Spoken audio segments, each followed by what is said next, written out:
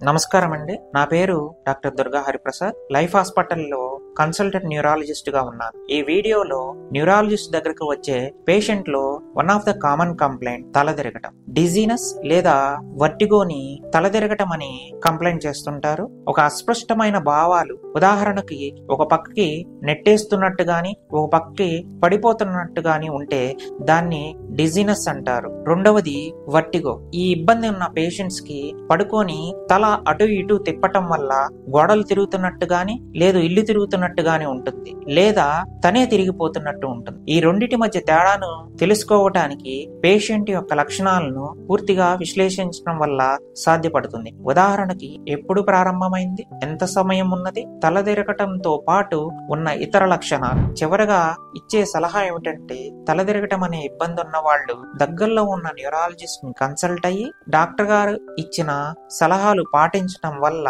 ఈ ఇబ్బంది తగ్గే అవకాశం ఉంటది. తలదిరగటం గురించి ఏదైనా సందేహాలు ఉంటే ఈ కింద కామెంట్ సెక్షన్ లో కామెంట్ చేయవచ్చు. Thank you.